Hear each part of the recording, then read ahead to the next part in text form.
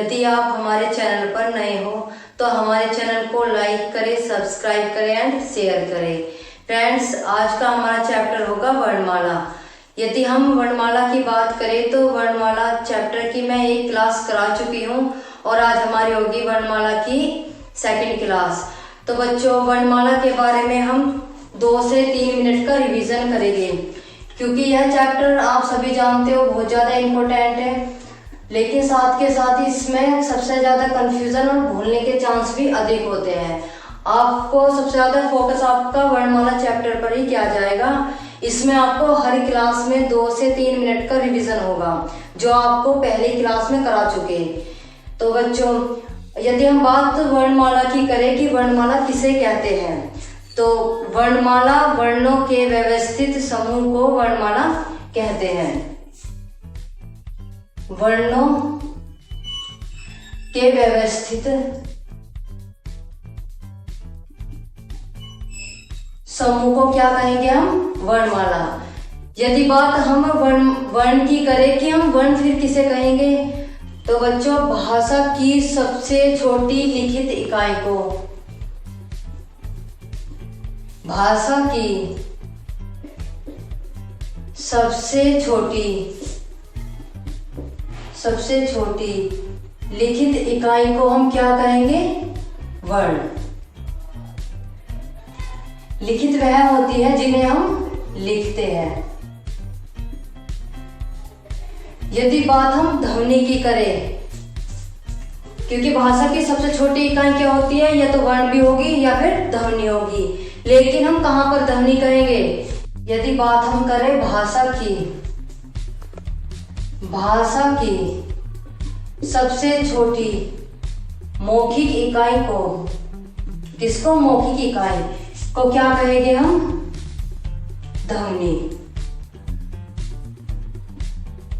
ध्वनि वह होती है जिन्हें हम बोलते हैं, और जबकि वर्ण वह होता है जिन्हें हम लिखते हैं। जैसे कि मैं लिखूं यहाँ पर वर्ण ए, यह क्या होगा? हमारा वर्ण। जबकि मैं बोल रही हूं, मैं कह दूं ए, तो तब यह क्या होगा? हमारी ध्वनि, क्योंकि मैंने इसमें लिखने का यूज नहीं किया। यदि बात हम वर्ण की करें कि वर्ण कितने प्रकार के होते हैं, तो आपको कितने बताया था? अब यदि आपसे संख्या पूछे कि वर्ण की संख्या कितनी होती है, वह कितनी होती है? हमारी 52। यदि आपसे प्रकार पूछे, क्या प्रकार, तब इनकी संख्या कितनी होगी? 2। एक तो होगा हमारा स्वर और एक होगा हमारा व्यंजन। आप सभी जानते हो स्वर वह होते हैं जो स्वतंत्र रूप से बोले जाते हैं, जबकि व्यंजन वह होते हैं जो स्वतंत्र रूप से नहीं बोले जाते। उन्हें किसकी आवश्यकता पड़ेगी? स्वर की। बिना स्वर की सहायता के व्यंजन कंप्लीट हो ही नहीं सकता। यदि इसी में हमने पढ़ा था कि यदि हम स्वरों का विभाजन करें कि स्वरों का विभाजन कितने प्रकार से होगा, तो स्वरों का विभाजन कितने प्रकार से होगा? 5 प्रकार से। कि स्वर हम किस किस तरीके से बोल सकते हैं, तो यदि हम बात इसके स्वरों के विभाजन की करें तो वह कितने प्रकार से होगा? 5 प्रकार से। कितने प्रकार से होगा? 5 प्रकार से। अब उसमें 5 प्रकार में कौन सा था पहले का? वह था मात्रा या उच्चारण के आधार पर। मात्रा या उच्चारण के आधार पर, मात्रा या उच्चारण के आधार पर पहला विभाजन होगा इसमें मात्रा या उच्चारण के आधार पर स्वरों का विभाजन। उसमें हमने इसे 3 भागों में विभाजित किया था, जिसमें पहला था मूल स्वर या ह्रस्व स्वर। क्या था? मूल स्वर या ह्रस्व स्वर। सेकंड था हमारा दीर्घ स्वर, और थर्ड था हमारा प्लुत स्वर। क्या था? प्लुत स्वर। सेकंड पॉइंट होगा हमारा जीभ के प्रयोग के आधार पर स्वरों का विभाजन। थर्ड हुआ हमारा मुख द्वार के खुलने के आधार पर स्वरों का विभाजन। और नंबर 4 होगा हमारा होठों की स्थिति के आधार पर हमारा मुख के आधार पर, जिसमें मैंने पहले वाली क्लास में यहाँ तक करा दिया था कि मात्रा या उच्चारण के आधार पर स्वर कितने प्रकार के होंगे, तो तब आंसर होगा हमारा कितना, 3। कौन कौन से, मूल या ह्रस्व स्वर या लघु स्वर। यह वह स्वर होते हैं जो छोटे होते हैं और जिनमें एक मात्रा का प्रयोग होता है। और सेकंड था हमारा दीर्घ स्वर। दीर्घ स्वर वह होते हैं जिनमें जो मूल लघु स्वर से दुगना समय ले और जिनमें 2 मात्राओं का प्रयोग हो। कितनी मात्राओं का, 2 मात्राओं का। और थर्ड था हमारा प्लुत स्वर। प्लुत स्वर वह स्वर होता है जो लघु स्वर और दीर्घ स्वर से दुगना समय ले और यह हमेशा कैसा होगा, डबल। जिसका एग्जाम्पल लिखाया था मैंने, दिल्ली, जिसका आपको शुरू का अक्षर बड़ा मिले और लास्ट का बड़ा मिले और जहां पर भी आपको डबल मिले वह हमारे क्या हो गए, प्लुत स्वर। जैसे दिल्ली, बिल्ली, पिल्ले, डिब्बा, कुछ भी हुआ एग्जाम्पल जहां पर भी आपको बीच में डबल मिले। जरूरी नहीं वो व्यंजन कोई सा भी हो, जो भी आपको डबल मिलेगा शुरू के अक्षर और लास्ट के अक्षरों के बीच में, वह हमारा क्या होगा, प्लुत स्वर। आज का हमारा पॉइंट क्या होगा, जीव के प्रयोग के आधार पर स्वर कितने प्रकार के होते हैं, तो उसी हम लिखेंगे। जिसमें हमारा सेकंड पॉइंट होगा जीव के प्रयोग के आधार पर, जीव के प्रयोग के आधार पर, प्रयोग के आधार पर स्वर का विभाजन। किसका, स्वरों का विभाजन। तो वह हम कितने प्रकार से करेंगे, तो वह करेंगे हम 3 प्रकार से। जिसमें पहला होगा हमारा अग्रभाग,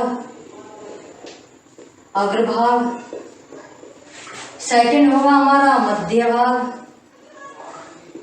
मध्य भाग। और थर्ड होगा हमारा पश्च भाग। कौन सा, पश्च भाग। अब आप समझना कि अग्रभाग कौन सा होगा, मध्य भाग कौन सा होगा और पश्च भाग कौन सा होगा। यदि मैं ये जीव लूं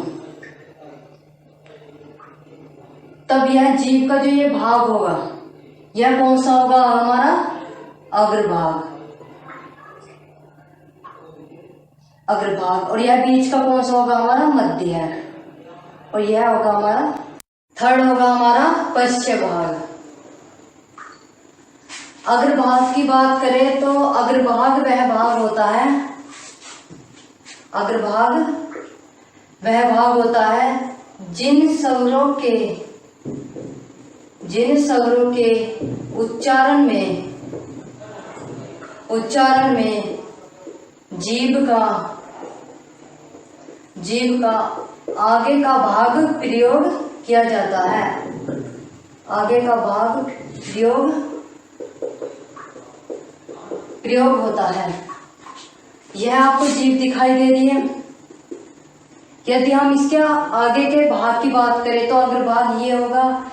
ऐसे कौन से स्वर हैं जिन्हें हम बोले तो हमारे इस जीभ के इस हिस्से पर प्रेशर पड़े, तो वह कौन से हो गए हमारे, वह हो गए हमारे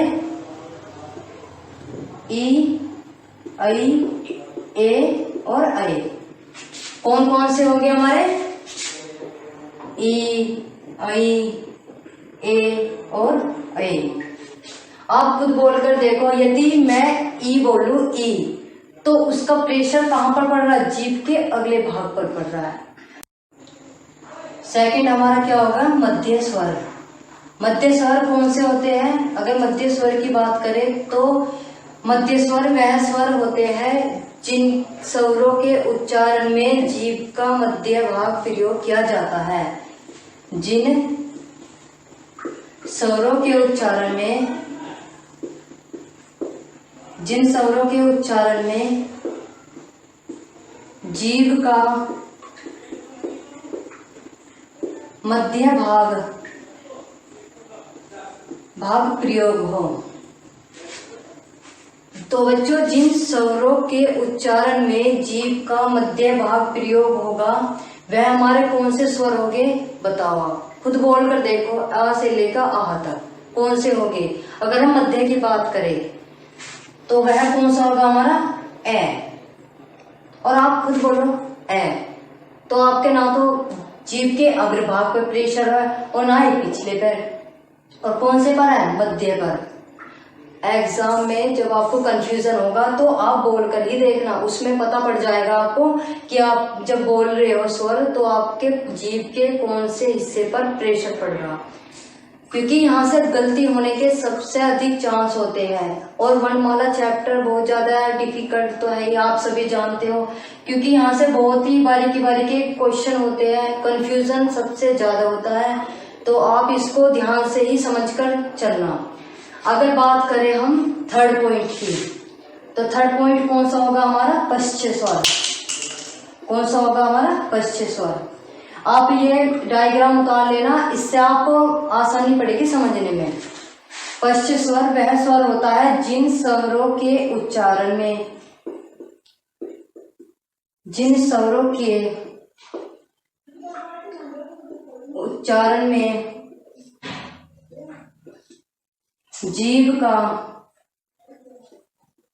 जीभ का पश्च भाग प्रयोग होता है। तो वे कौन कौन से स्वर होंगे? जब आपको अग्रभाग में ये एग्जाम्पल होंगे, मध्य में ये होंगे, तो पश्चिम में कौन से होंगे? जो बचे हुए हैं आप देखो, दोनों ही हो गए, ए हो गया और ए हो गया। बचा क्या? आ, उ, औ, ओ और इस स्वर को हम आदक स्वर भी बोलते हैं। कौन सा स्वर? आदक स्वर। आपसे एग्जामिनर पूछेगा कि आदक स्वर कौन से है, आपको ये भी मिलेगा, ये भी, तो आपको पहचानना इसे कौन सा स्वर कहेंगे हम? आदक स्वर। इसे अलग से स्टार लगा कर लिख लेना। यदि आपसे एग्जामिनर पूछे कि आदक स्वर है, तो आपको बस आंसर यही रखना है, आदक ये, आदक स्वर यह होता है। यदि हम बात करें इन्हें याद करने की कि हम इन्हें याद कैसे करें, क्योंकि कहीं ना कहीं भूलने के चांस अधिक हो गए कि आप ये इसमें पहुंचा दो, इसे इसमें, क्योंकि ऑप्शंस को देख के हमेशा कंफ्यूजन सभी को ही होता है। तो हर किसी का अपना याद करने का तरीका होता है, जो अपने सब ट्रिक बनती है उससे तो अच्छा कुछ होता नहीं, लेकिन कोई नहीं बना पाता, जैसे कुछ होते बच्चे उन पे नहीं बन पाते। तो आप इन्हें एक तरीके से याद करना। ये तो होगा फर्स्ट नंबर पर, ये होगा सेकंड पर और ये होगा थर्ड पर। अगर हम बात करें अग्र की, तो आप अग्र को इस तरीके से लिख लीजिए, अग्रिय। सिर्फ ये आपको समझाने के लिए है ताकि आप एग्जाम में याद करो तो आपके एकदम ऑप्शंस को देखकर तुरंत याद आ जाए। अग्र की बात करें तो मैं एग्जाम्पल लूं कि मैं यह कार्य करने में अग्रिय हूं, अग्र से ही मैंने अग्रिय बना लिया। अगर हम अग्रिय की बात करें तो इसमें से ई निकालो। आप क्या निकाला हमने? ई, और यहां से निकाला हमने ए। अब ये मत सोचना कि इसमें छोटी ई चढ़ रही है और इसमें तो इन्होंने बड़ी ई लगा दिया, लेकिन आपको पता कि अग्र स्वर में, अग्र भाग में हमेशा दोनों ही ई होगा और दोनों ही ए होगा। तो आप अगर आपको एक ई दिखाई दे रहा है तो उसके साथ एक ई और रखना, ए आपको दिखाई दे रहा है। अगर बात करें इसे तो याद करना सिंपल है, क्योंकि ये तो ए है और कोई से में आपको मिलने का भी नहीं, मध्य में है। अगर बात हम करें थर्ड की, तो आपको दिखाई दे रहा है कि यह इसकी शेप इसके जैसी है और आप इसी की शेप से ही इन सबको लेकर चलो। इन्हें इसमें भी 3 की जैसी दिखाई दे रहा आपको, इसमें भी 3 के जैसा, इसमें भी और ऐसे इन सभी में आपको ऐसे दिखाई दे रहा है। तो जहां पर भी आपको ऐसा दिखाई तो यहां पर भी दे रहा, लेकिन आप इसको तो याद रख ही सकते हो, इसको याद रख लो बस। और जो भी आपको दिखाई दे इस तरह से 3 बने हुए, वे आपके कौन से होंगे, तीसरे नंबर पर होंगे। और तीसरे नंबर में कौन सा होगा आपका, पश्च स्वर। तो एक तरीका ये भी है, नहीं तो अपने तरीके से तो उससे आसान तो कुछ होता ही नहीं, लेकिन कुछ बच्चे नहीं बना पाते, तो इस तरीके से भी आप याद कर सकते हो। एग्जाम में कहीं ना कहीं ये बहुत ज्यादा लाभदायक होते हैं जब आपको समझ में नहीं आता कि इसका आंसर क्या होगा। स्वरों के विभाजन में थर्ड पॉइंट होगा हमारा मुख द्वार। मुख द्वार के खुलने के आधार पर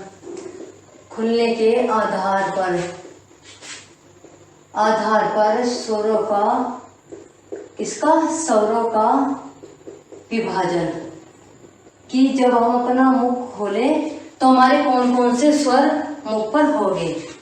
तो इनकी बात करें हम तो इन्हें 4 पार्ट में डिवाइड किया गया। कितने भाग में, 4 भागों में विभाजित किया गया है, जिसमें पहला हमारा होगा विवर्त, इसे हम इंग्लिश में कहेंगे ओपन, जिसमें पूरा मुख हमारा क्या हो, खुला। किन स्वरों को हम बोले जिसमें हमारा मुख पूरा खुल जाए। सेकंड होगा हमारा अर्धविवर्त, अर्थात जैसा अर्ध है तो इसका होगा क्या, हाफ, और विवर्त का क्या होगा, ओपन। थर्ड होगा हमारा संवृत, इसे हम इंग्लिश में कहेंगे क्लोज, जिसमें हमारा क्या होगा, मुख बंद। और फोर्थ होगा हमारा अर्ध संवृत, हाफ क्लोज। यदि बात हम विवर्त की करें, किसकी, विवर्त की, कि विवर्त कौन सा होगा। आप कोई सा ऐसा स्वर बोलो जिसमें आपका मुख पूरा खुल जाए। अगर हम बात इसकी परिभाषा की करें कि जिन स्वरों के उच्चारण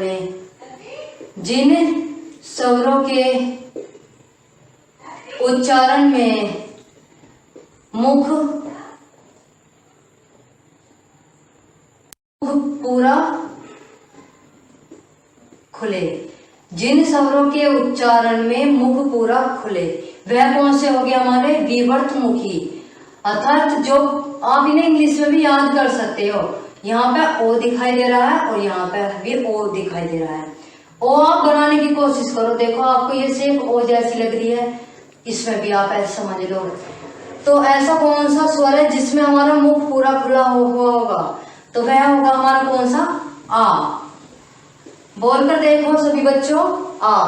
तो इसमें हमारा मुख कैसा, पूरा खुला हुआ है, तो वह कौन सा स्वर होगा हमारा, आ।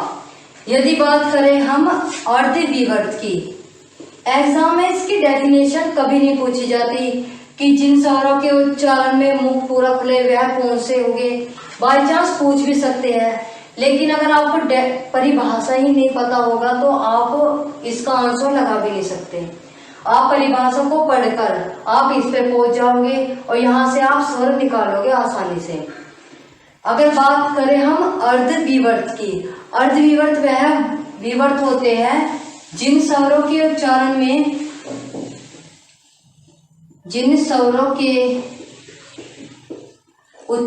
में मुख आधा बंद हो, वह कौन से हो गए हमारे, अर्धविवर्त। अब वे कौन कौन से स्वर हो गए जिनमें हमारा आधा मुख क्या होगा, बंद, तो वह हो गए हमारे ए, ओ, और एक होगा हमारा कौन सा स्वर, आदक स्वर। इसे तो आप याद रखना, इसे कौन सा स्वर बोलेंगे हम, आदक स्वर। ए, आई, और ओ। इसमें क्या है कि ना तो मुख पूरा खुल रहा है और ना ही मुख पूरा बंद है, तो वह कौन से होंगे हमारे स्वर? अर्धविवर्त। आप बोलने की कोशिश करो, आपको पता पड़ जाएगा कि ये अर्धविवर्त में होंगे या फिर विवर्त में होंगे। तो बोल कर देखो बच्चों, ए, ऐ, ओ और ओ। तो यह कौन से हो गए हमारे? अर्धविवर्त। यदि हम बात करें संवृत की, संवृत वह स्वर होता है जिन स्वरों के उच्चारण में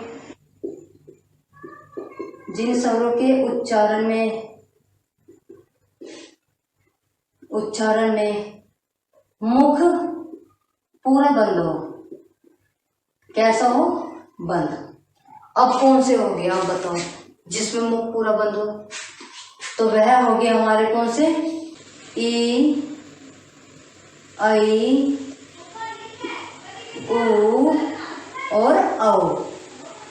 आप बोलकर देखो, ई, ऐ, उ और औ। तो इसमें मुख तो खुल नहीं रहा, तो कैसा है? मुख बंद ही है।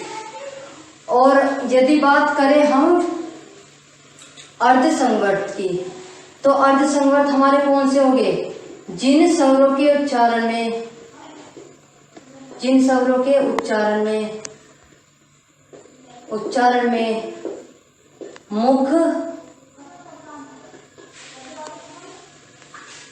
मुख आधा बंद हो,